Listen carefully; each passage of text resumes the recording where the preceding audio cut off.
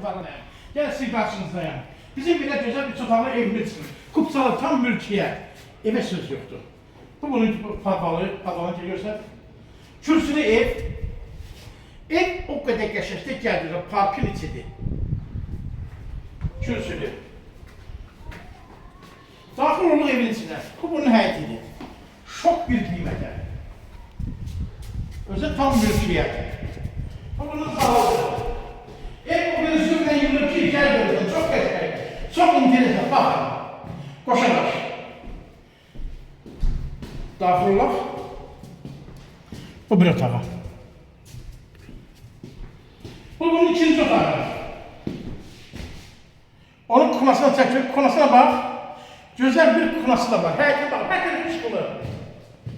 Bu bunun salonu idi.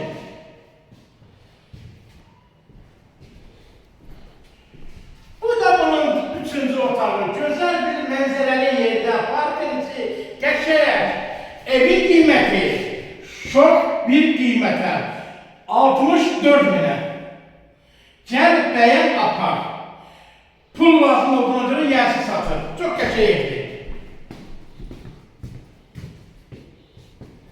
Allah xeyir versin. Kanalımıza abone olun. Bize zəng gəlin. Nömrəm 077 558 04 44. Masalı seriyası.